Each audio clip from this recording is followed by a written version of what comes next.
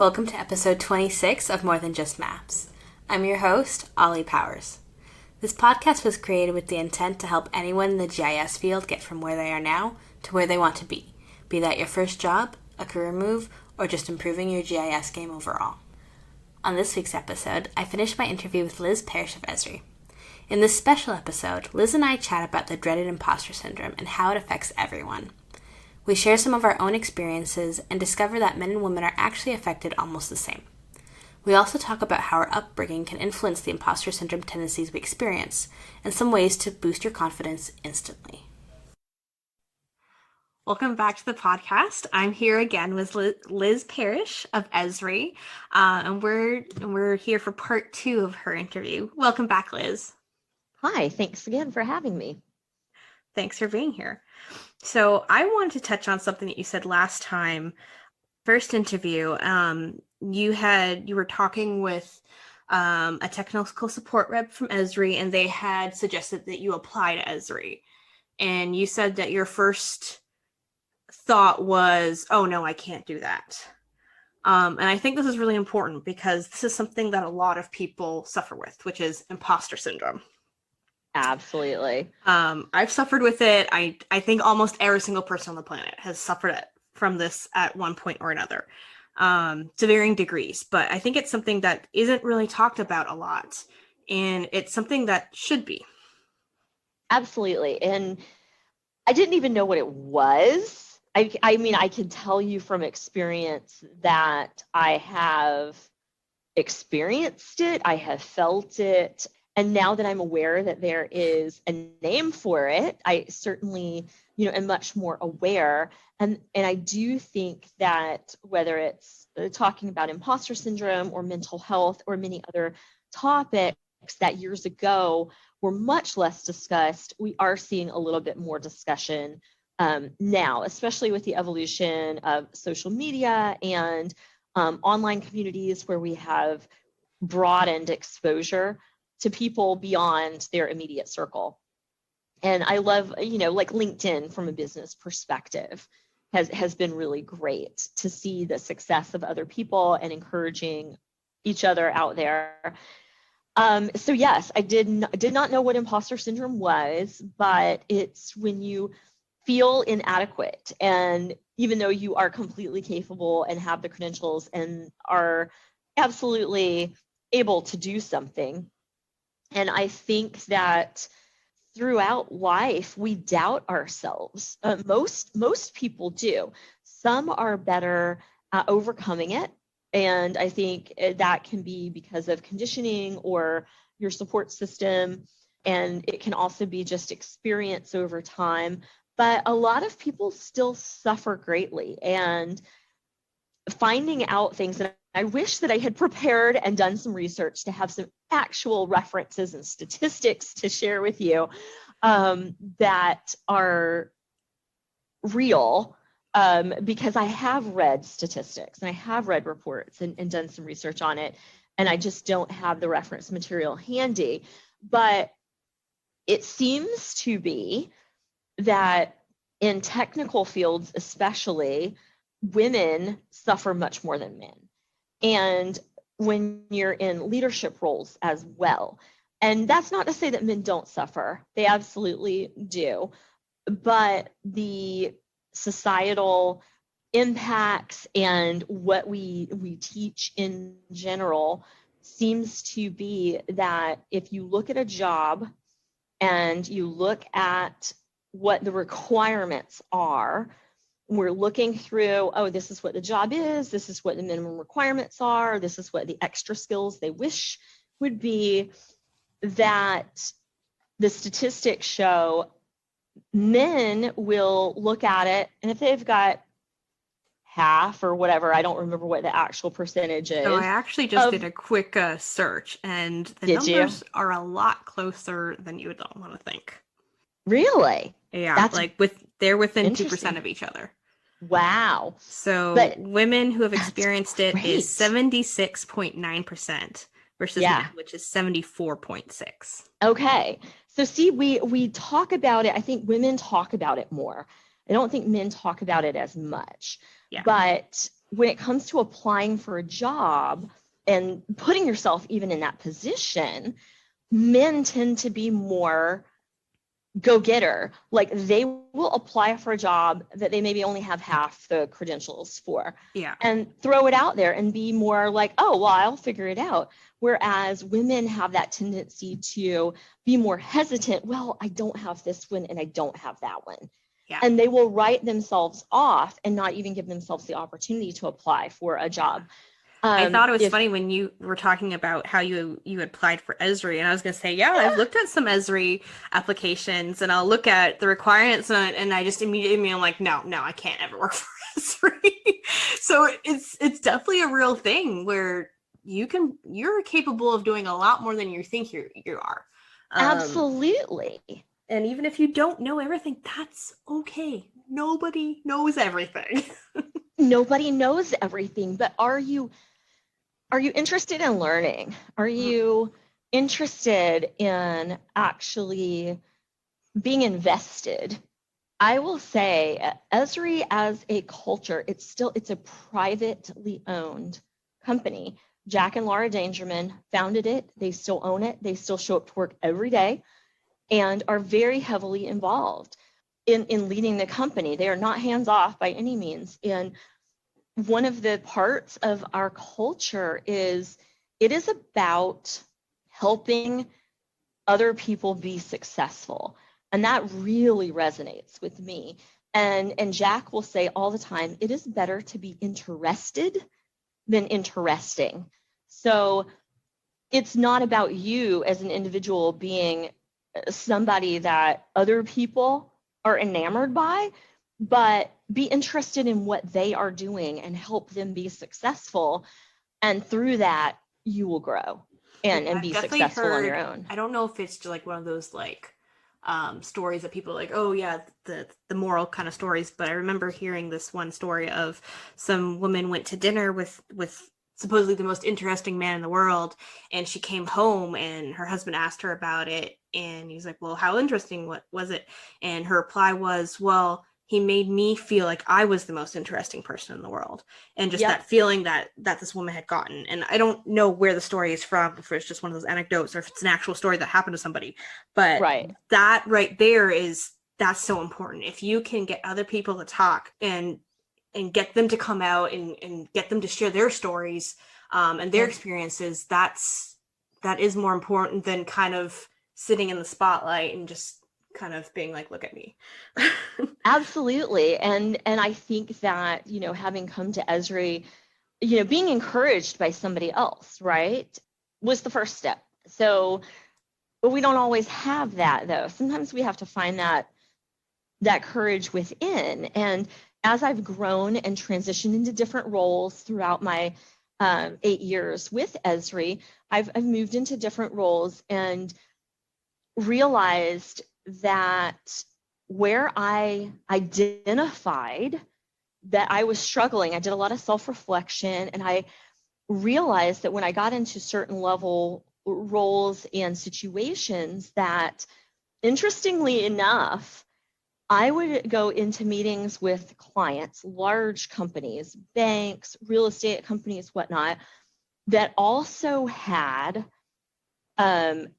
high-level female leadership. And these women were confident and knew what they were doing, and they were authoritative. And I found myself more intimidated by these really strong women than I was with like the really strong men, which you see as more traditional. And I started asking myself, why? Because I'm striving to be one of those people. So why are they intimidating me? Because I genuinely like them. I respect them. I think it's great.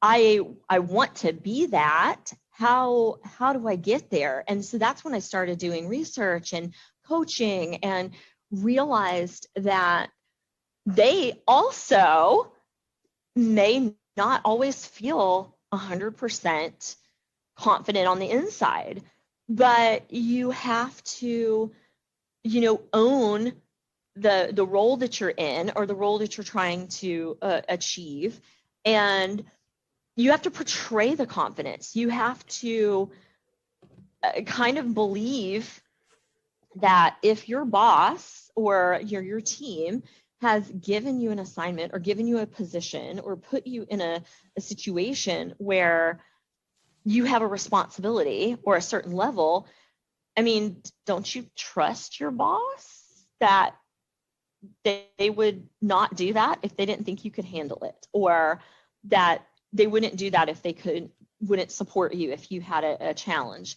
And so I started learning that it's about trusting other people and then trusting yourself, and starting to recognize that, you know, it's not a fluke. It wasn't a lottery ticket. I've put in a lot of hard work, many, many, many years of school, and a lot of, you know, late nights, early mornings, working hard on meetings, doing research before I met with clients. And so even though I may feel insecure, I still have to then say, well, but why? I deserve to be here. I have earned my spot. And I think that we do feel that imposter syndrome of, you know, maybe I'm not as worthy or not as good.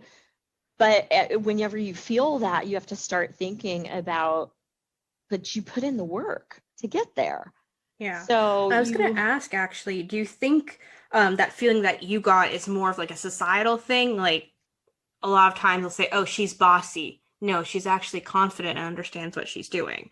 And there's a lot of just negative words that in not just GIS industry, but just the working world in general attributes to women that you don't attribute to men. And it's the exact same trait. But when you put it to women, it's spun in this negative connotation, versus with a man, it's spun as a very positive connotation.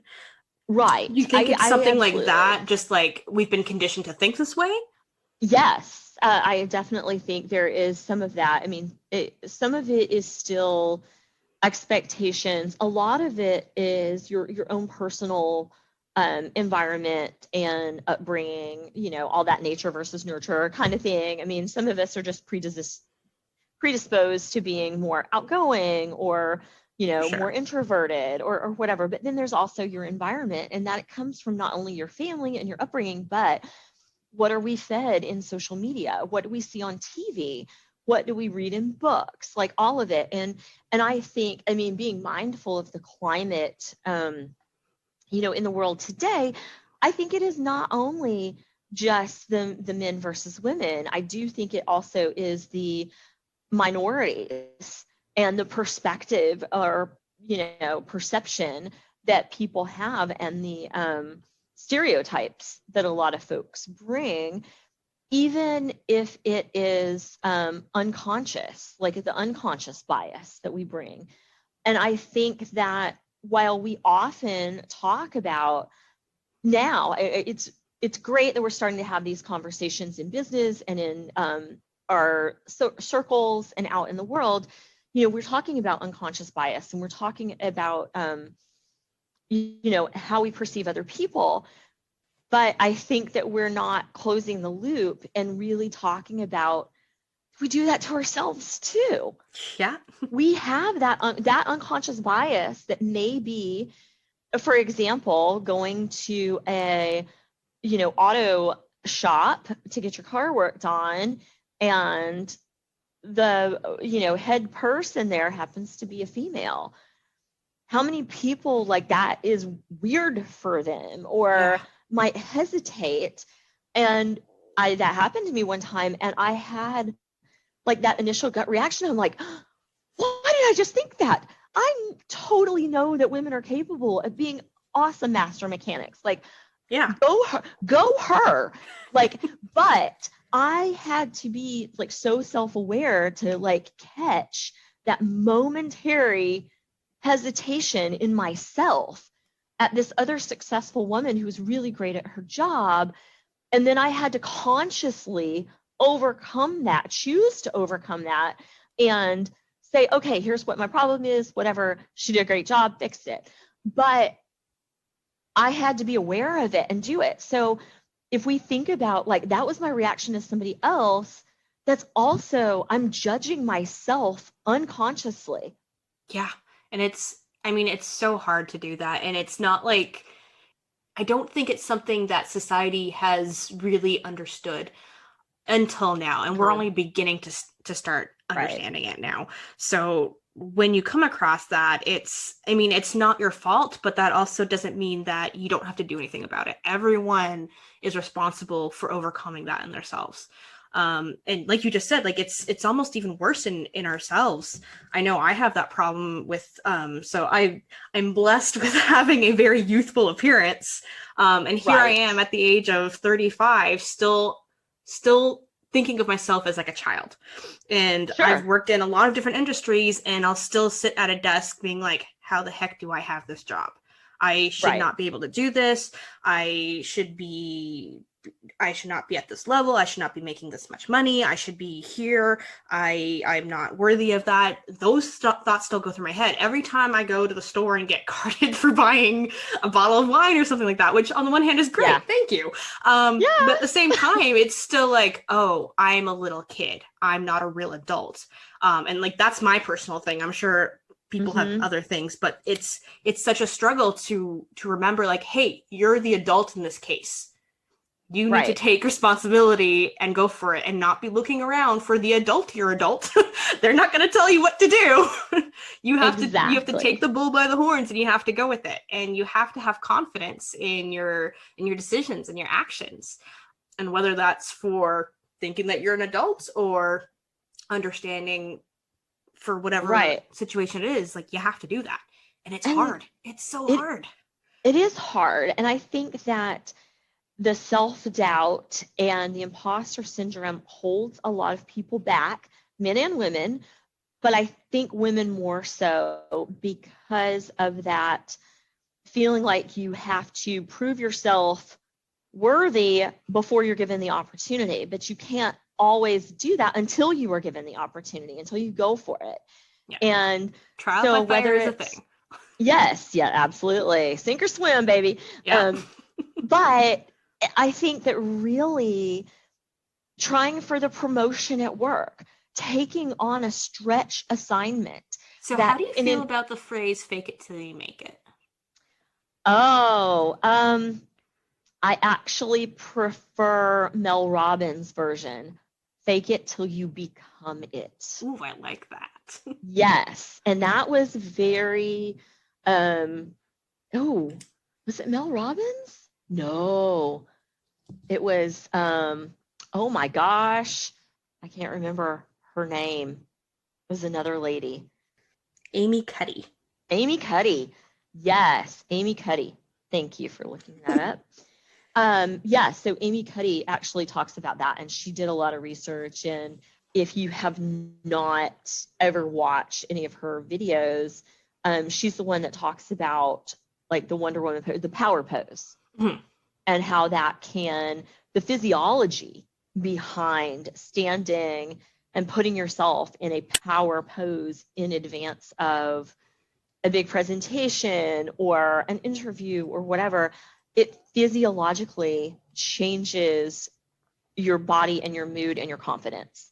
So, yeah, she talks about don't fake it till you make it, because that's almost like as if something happens to you. Mhm. Fake it till you become it is you are the one affecting that change within yourself. And you're the one that's, in charge of that growth. So I think Yeah. that is pretty powerful and certainly resonated with me a lot.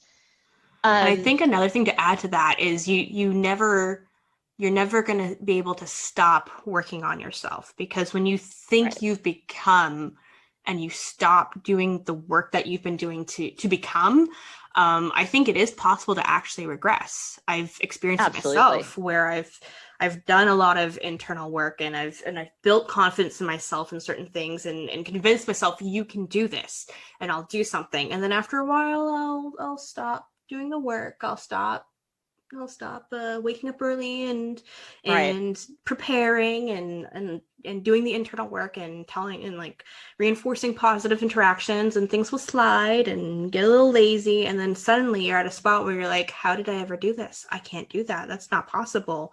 And you have to it's not something you do once. It's something you constantly have to be practicing. It is. It's a mindset practice, and you do have to be consistent with it. And I, like others, it's like a diet. It's you fall off the wagon, you have the cheat meal, you don't work out for a few The days. cheat meal turns into a couple months of cheat Yes, meals. yes, exactly. And then all of a sudden, here we are with beautiful sunny weather and bathing suit season's right around the corner, and you're like, what did I just do to myself? Yeah. But the good thing is our minds are very elastic, and we do have the ability to stretch them and grow and shift and change, and that's really great. We can get back on track.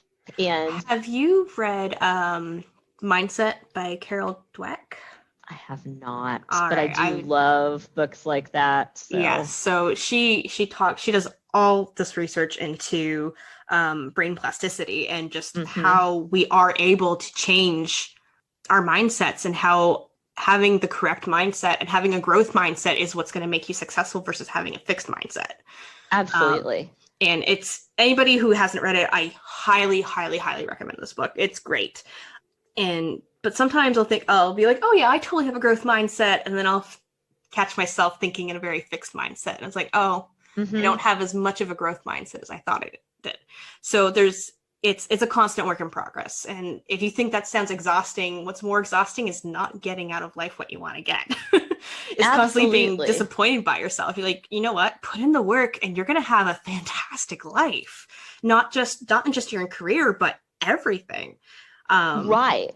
And I think that is, another good tool to get over that imposter syndrome, is to really focus on what makes you happy. And certainly my personal growth has been, like most people, when you're young, you have this vision of what success looks like.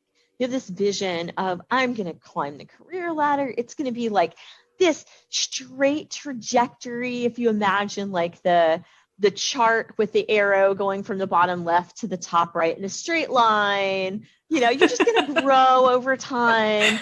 Laugh because and I know that is not how it works. Yes. Nobody told you like throw a plate of spaghetti against the wall and that's actually what your life is going to look like. So it's messy and it's convoluted and it twists and you might have more downs before you have any ups, and you can't stop. And you go sideways and back and forth and you slip around, but figuring out what you enjoy and what makes you happy also, it is something to think about. If you're worried about, hey, I'm not good enough for this job, start questioning yourself. Why do you think that? Is it, and then start making I literally am a list maker. So I will get out a piece of paper and I'll do it on the computer, but handwritten are for me the best, like handwritten. I will get out a piece of paper, pros and cons. And if I see it, then I've written it, I've tactile, visual, everything right in front of me.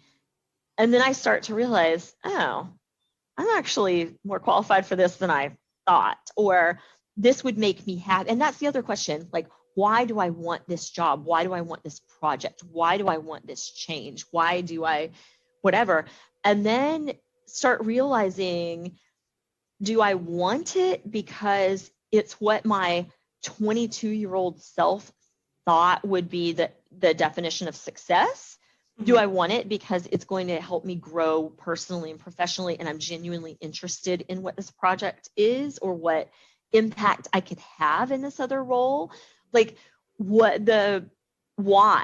Well, another one to add on there is, this what somebody else is expecting of me? Right. I think that's a really important thing to consider, is that don't do things for someone else.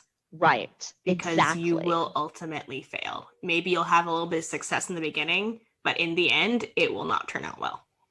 And that's the thing. If your passion is not there, if you're not doing it because there's an internal why that matters to you, then, and I mean, sometimes that why could be as simple as financially, I need the promotion because I need the financial to put my kids through college or for medical bills or whatever. Yeah. I mean, but if you are committed, if that truly is a priority for you and that you have value in it because it's your why, nobody else can judge that. If it's your why and it matters to you, you are going to try to do a good job. You are going to try to, go for whatever that next goal is.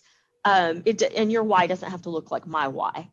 No, and that's another thing to understand is your version of success can be wildly different from another person's version of success, and that's okay. Success does not look the same for everybody. Success might be, okay, I don't make as much money as this person does, but I have a life that I enjoy. My family is happy. I can provide what I need. I go to work every day with a smile on my face. Like, everyone's version of success is wildly different, and that is okay. And I think it's really hard sometimes to be okay with your version of success, because you'll have all these commercials and social media, and it's telling you should want this.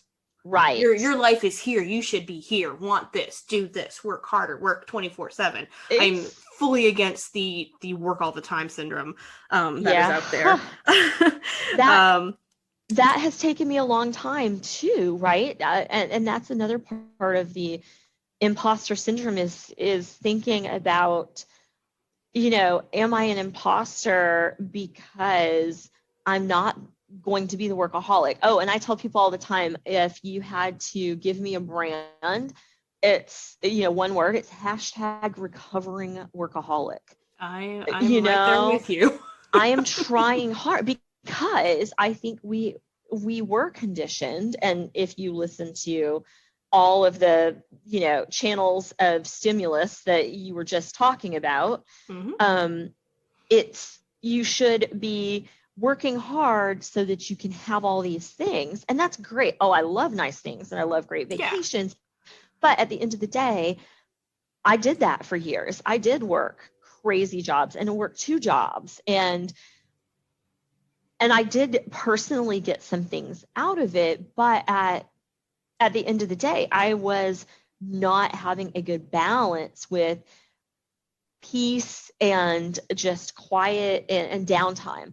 I really was working myself to the point where I would get sick or just exhausted. And it's not, how are you enjoying your life if you can't actually enjoy your life? We weren't born in order to work all the time. Right. We're here to live. I mean, work is a part of our life. It shouldn't be our whole lives.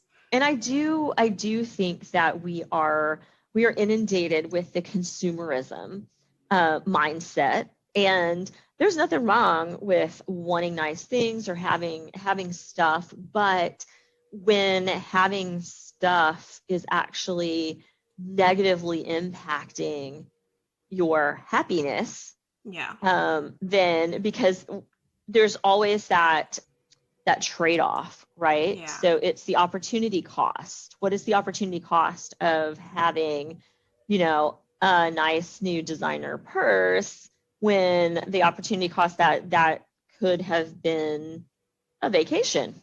Yeah. And or the other thing to consider is also the phenomenon of instantaneous results. That's like there are more than one. There's more than one way to get what you want, and sometimes it takes a long time. I mean, for instance, on my salary, there's no way I'm going to be able to afford like a first class plane ticket across the world. Right. But hey, if I save for several years, I can definitely get a first class ticket to somewhere across the world. And that's possible. It doesn't mean I earned that money in a month. Gosh, I definitely don't earn that much money in a month. Right. I know. Me either, girl. Me either. But if you're willing to wait and save and do it slowly over time, you can do whatever you want. And I think that's a hard thing for people. They want everything now. We're so used to getting everything now. Mhm. Hey, I'm out of this. Amazon can be here in 3 hours. Boom, done. Like Yeah, and I think that circling that back to career wise is really something that has been challenging in recent years, because we are so used to that instant satisfaction, gratification, and whatnot. In other parts of our lives, we lose sight on that to truly grow your career and your skill set, that does take time. And I want to also say, like, with that, that doesn't mean you should not try to move when you can. If Oh, you see an absolutely. opportunity, take it. Definitely Yes. take it. Don't think that, oh, you have to be in this position for 5 years before we can move you up. If you No. have the opportunity to move up before that, go for it. Don't think that you're stuck there. But also understand that sometimes the opportunity won't be there, and that's okay too. Yes. Absolutely. You should absolutely go for the opportunities when they present themselves. If you're interested and you feel like you could learn it, you could go in there and do the work, then definitely go for it. The other thing that I would say that has been a big learning, like a self-discovery and learning for me, is when we talk about, like, what is your passion? Like, what is your why? What does that look like? Because I thought, working in a huge corporate office, wearing suits and heels and being in a boardroom, and That's not a making a why. bunch of money, right? Like, that was this vision of success that I had because, when I was a kid, what were some of the top TV shows? Like LA Law. Yeah. And, things like that. And they dressed up and they were successful and all this jazz. But that's like a picture. That's not reality. And like So, like, they're never accurate. no, It's fantasy. That it's right. never, you don't see what happens in the background. You don't see how they Hmm. actually hate their lives and they wish they didn't have to wear these heels every day, and oh Yeah. gosh, my child is sick and I'm so stressed out about this, and like none Yep. of that is real. And people Well, forget that. It's just that's in front of us and we forget. and Life is really life. regardless of what that vision is for any individual, like your vision of what success could be, but is that going to make you happy? Like, internally, like, figuring out what makes you happy, what brings you joy. What would you do every day that you could get out of bed and actually want to go to work? Or at the very least, not be miserable, like not lay there and go, oh my God, do I have to go there today? Because what I found for me is that looking at my career path, especially in the last few years at Esri, it has really been around, at the end of a day or end of a week, if I look back at all the things I did in the week, what was I most excited about? What gave me the most joy? Where did I feel like I made the most impact? And that's one thing that I love about, I've been in the role that I'm in now almost 3 years, as my title is business consultant, but what I do on a daily basis is work as a strategic advisor with our clients. And I also internally do a lot of mentoring. And in both of those, what I found and why I am where I am is that my passion, like what makes me happy, is when I have shared information or guidance or in some way helped somebody else be successful or make an improvement or learn something new. And at the end of the day, I could have a great project that came in, early, under budget, all whatever. But if it didn't actually make an impact on other people, then so what? For me, like my internal joy comes from connection to other people. I'm an outgoing person. I love to get to know people. I love to like help them be better and be successful. And so once I started recognizing that that is what made me happy, then I quit like chasing a job title. I quit chasing, other things that other people would have said marked success, or that my younger self would have said, oh, you'd be successful because you had this job title or that kind of role or some level of prestige. Whereas now my mindset is much more around like actually making an impact and knowing that at the end of the day, I helped somebody else be successful. Yeah, and that's not to say that going after specific job titles is necessarily a bad thing. Maybe that's something that you are passionate about. Like, hey, this is where I want to be. This is the position I want to be in. But make sure you're doing it for the right reasons. Like the reasons you said, you want to make sure you're helping people, that you're having an impact, that the work you're doing is mattering or is going to matter. And maybe getting a specific job title is part of that, and maybe it's not. And that's going to be for every individual person to decide. So exactly. And that's the thing that I learned, is that gauging yourself against somebody else is bad. Like gauging what matters to you and what's successful for you. You are your own individual, and what works for somebody else is not necessarily going to work for you, and vice versa. For sure. Well, Liz, this has been an amazing conversation. I definitely did not foresee the trajectory we were going to take with this, but I'm glad it went down the path that it did. This was a fantastic conversation. I really hope those listening have gotten a few good nuggets of wisdom out of this. I hope so too. And thank you so much, Ollie, for having me. I've really enjoyed, since moving to Texas last year, getting involved with Eurissa, Texas, and all the wonderful people. And I certainly hope that if there's anything that we can do in the GIS world to support each other, that people will take advantage of that, because it's a great network. For sure. Thank you so much, Liz. Thanks. Bye. Bye.